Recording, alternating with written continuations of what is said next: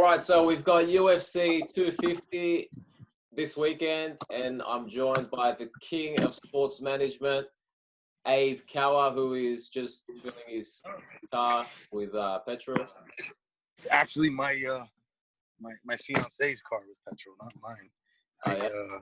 Yeah, she's pregnant. She's on the last bit there. So I tell her, don't drive just in case. And I don't know why I'm filling up with gas if I told her not to drive, but it just feels right. So we're gonna go with it. That's all we're gonna do right now.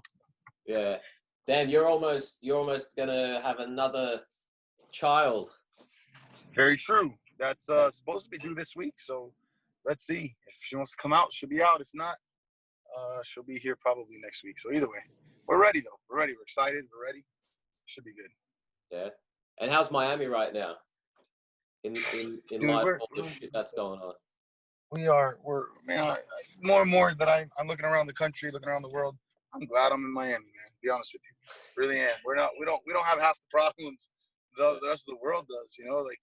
We're a huge melting pot here, so we don't really have that issue. I know a lot of people are triggered, and I should say triggered. That sounds really nasty. And I don't want to say triggered. I want to say motivated more than anything. And I appreciate the motivation. I just wish it was done in a safe way and not so much destroying businesses and the communities that they're in. In Miami, we really don't have that. I think the people here kind of get it. We've gone through our own set of issues in the past, and we've been good.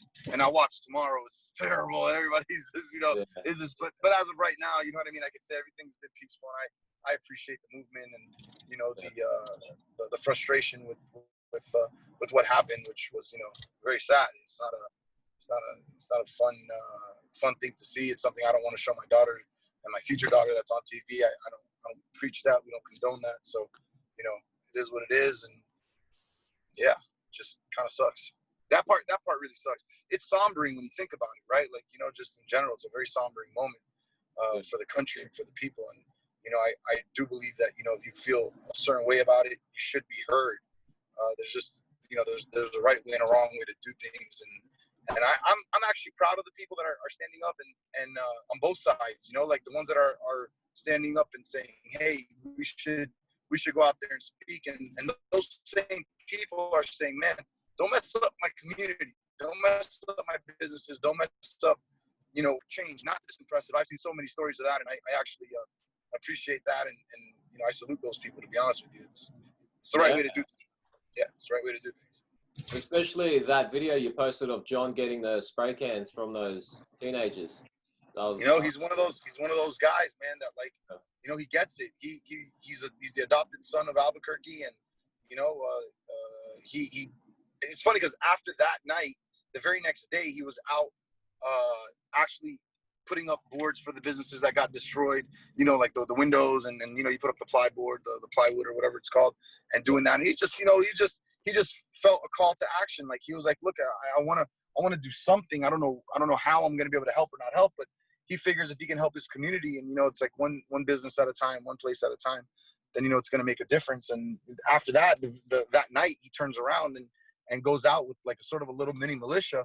And, no problems, no issues, just protecting the city from looters and rioters, but absolutely protesting at the same time. And I thought it was a beautiful thing to do. It's stuff that nobody really talks about, him doing. And he felt a call, and you got to spend time. Well, you got to see him from the outside and talk to me about him, a little bit more intimately. And you see it, like he's not a bad guy. He's not a dude that's actually trying to do bad. He wants to help the communities, and he's helping his own community, so it works. Yeah, he's a champion for doing that, and I think he won a lot of fans. Because of that. Yeah, he didn't even mean to win the fans. That wasn't the point. It was just he wanted to help, so he got to help. Yeah. What else is going on? UFC 250. That's what's going on back in Vegas. Is that already happening or what? Yeah, man. It's what are we now? Wednesday. So 5 days away. I'm forgetting my days. Today is Monday. Today's Wednesday. Wednesday. Today's Tuesday? Today's Tuesday. Yeah, for you Tuesday. For me, it's Wednesday morning. There you go. Good morning. Man, this is the earliest I've woken up in I don't know, a long ass time. But yeah. All right, Abe, do you want to start with Aljamain Sterling versus Cory, the Sandman Sandhagen? I'm very familiar with Aljo. I used to represent him, so I'm very familiar with him. And he's a talent. I signed him for a reason. I thought he was definitely going to be a player in the 135-pound division. And Sandhagen's tough. That's a tough fight, man. But I think Aljo's kind of coming to his own, and I think he's in a position where he can really make a run for that title there. And I'm gonna go with Aljo. I think Aljo's the guy. Might be a little bit biased because I used to represent him, but it's okay. I'm still a fan of him. And this is not to say anything about Sandhagen's a beast. Yeah, that kid is good. He's no joke. Let's see. It's gonna be a fun fight. I'll tell you that much. Yeah. What are the odds on that? What are the odds? So Aljamain's paying $1.85, so he's a short favorite, and Sandhagen is $1.96. So you said, where'd you go? There you go. Then I lost you there for a second. You said Sandhagen is a short favorite. The short favorite, yeah, slight favorite. So $1.85, and for him to win on points, $2.60, which is probably the only way he's going to win because that's what Aljo was finished by Marlon Moraes with a nasty knee, right? Like that was a nasty knee that he got. Yeah. That was his last loss. Yeah. From Moraes. That was the last time he lost, and then he beat, and then he beat what's his name? Who I thought was going to be so tough for him to beat, and he kind of dominated him after that, and I was like, whoa, okay, cool. So I'm gonna go Aljo. Say it again. He beat Brett Johns. That was his bounce back fight after Marlon Moraes. And then after that was no, he's good. Brett's not bad. He's pretty good. Who's the fight after that? He then beat Cody Stammen with a knee bar, second round. Yep. And then Cody was good on points, and Pedro Munoz on points. That's the one, Pedro Munoz. He dominated Pedro Munoz, and it was pretty fantastic. So yeah. I'm with you on that. I agree. Like you said, Cory he's tough. Big bantamweight, 5'11".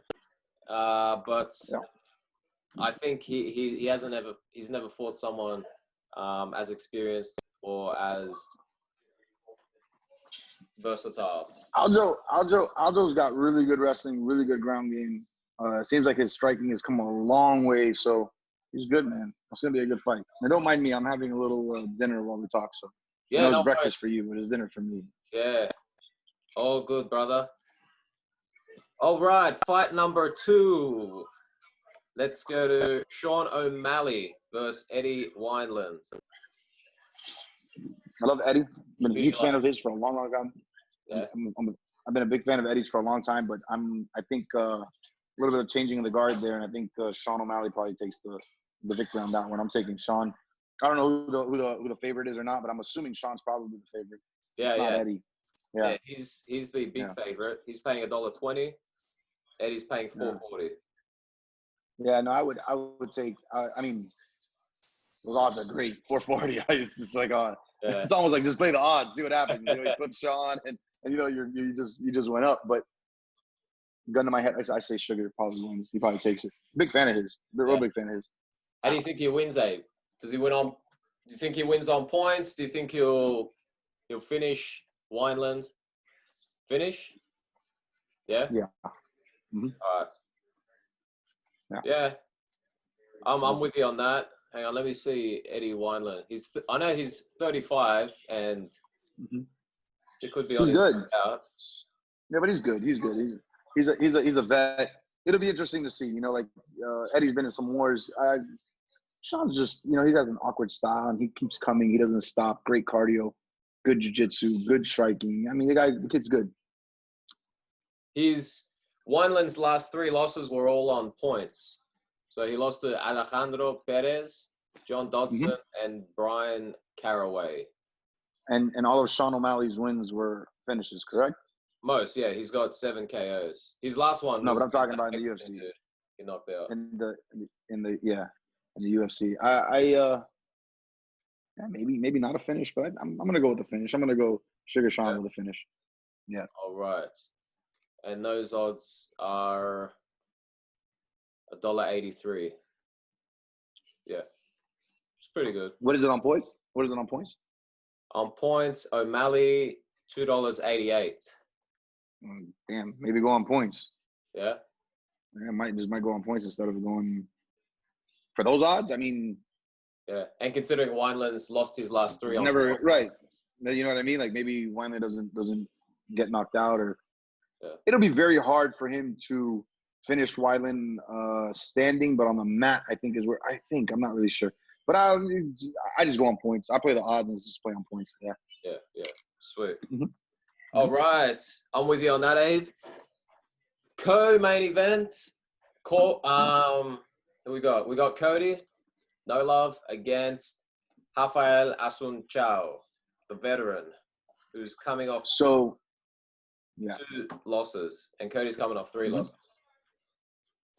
Who do you like, Abe? So I know people are not gonna like this, but I'm very familiar with Raphael Assuncao. I think he's actually a really, really, really good fighter. Very underrated because he doesn't have a lot of finishes, but he's extremely good. He's good everywhere. There's not a spot that he's not good. Cody's a little chinny. His hands are probably the best at 135. Unfortunately, he can't get hit anymore, and that's pretty scary. So I'm gonna go Assuncao. Yeah. Because if Cody can't beat him by points, most of the decisions that Assuncao goes to, he wins. He doesn't lose. So if it's gonna go to points, it's gonna be Assuncao. It's not gonna be Cody. The chances of Assuncao finishing Cody are also very good. Assuncao's a big 35er. He's not small. So yeah, that's why he's able to win. At lightweight. Yeah. He's gone backwards. He went lightweight, featherweight, now bantamweight.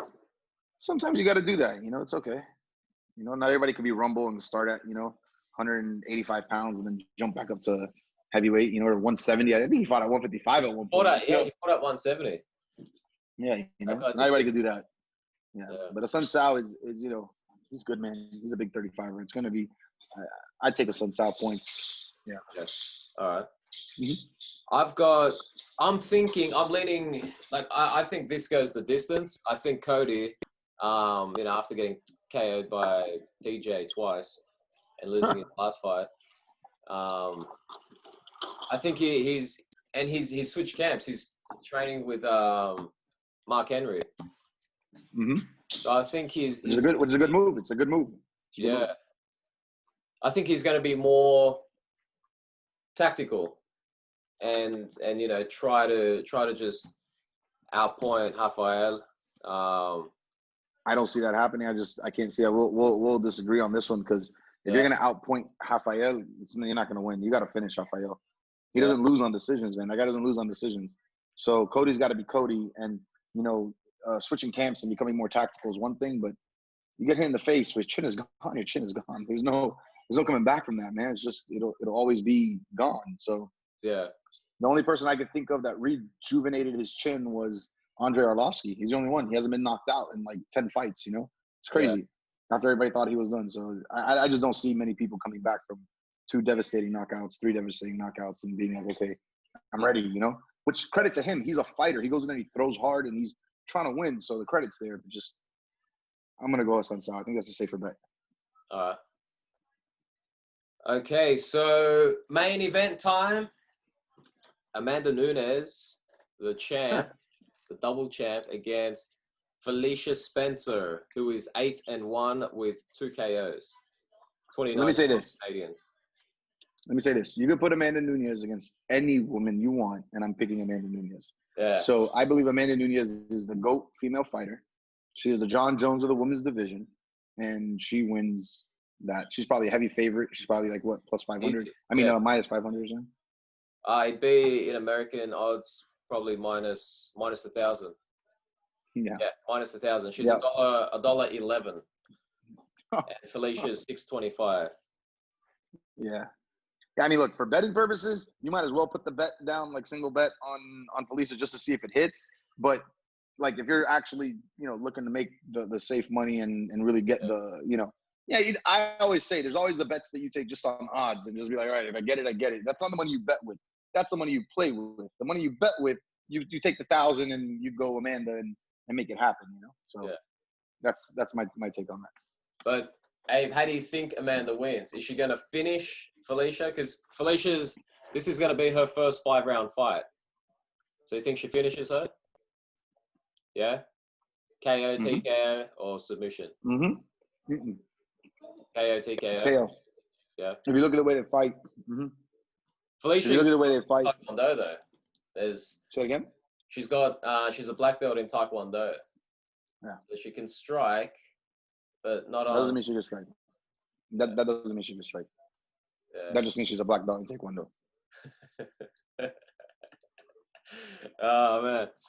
All right. So, I agree. I think Amanda's 19-4, 13 knockouts. 13 knockouts. Yeah.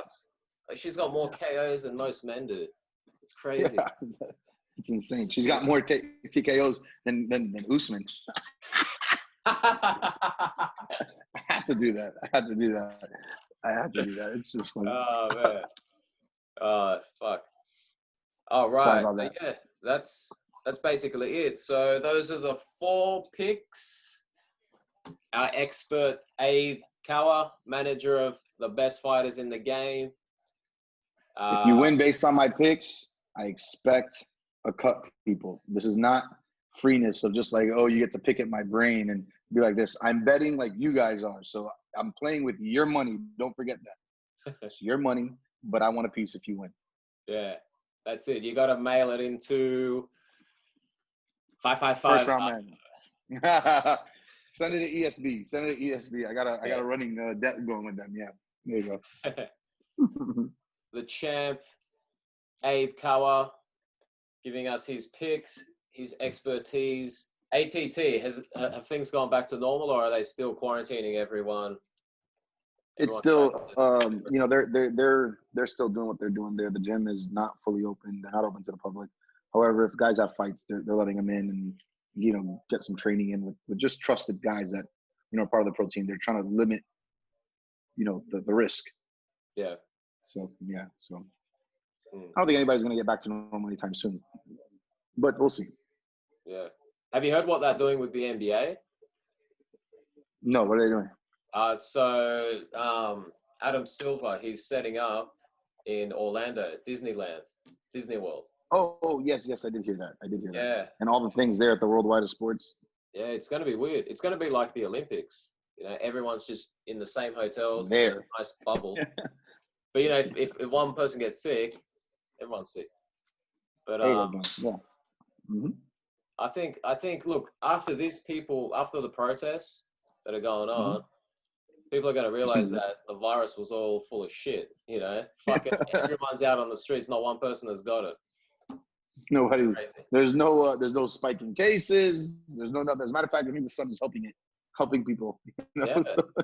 I knew this would happen. Like, if you keep everyone under house arrest for that long, they're soon going to revolt and fucking... You're going to go nuts. Fucking up shit. They're just looking for an excuse to leave the house. Forgot to ask you about Woodley Burns. What was your take on that? Tough fight, I think man. Burns fought a good fight. Like, I reckon Burns fought probably his best fight ever. His head movement was on point. His striking was on point. Yeah, it was the best fight of his life. That was the best Gilbert Burns we were going to see. Yeah. I don't think that was the best timing we saw. And, the result was the result. And, I can't take anything from him. They were supposed to go out there and win. Yeah. I thought Tyron would do a little better. I thought mentally he was in the right space. So, kudos to Tyron hanging in there. He could have quit at any point in there, and he didn't. Yeah. You know what I mean? He could have quit, and he didn't. So, I give my respect to Tyron. Going all 5 rounds. Yeah, he did. It was a complete whitewash. That's everything, Abe.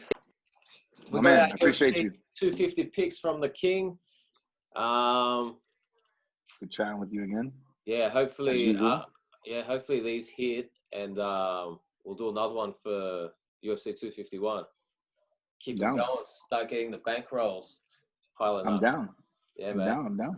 Yeah, it works. Excellent. Got you, homie. My man, Abe, I'll let you get back to your meal, dinner. Thank you. I appreciate it. The best to the fam, to Jorge, everyone. And thank you. Yeah, I'll hit you up after the fights. My man.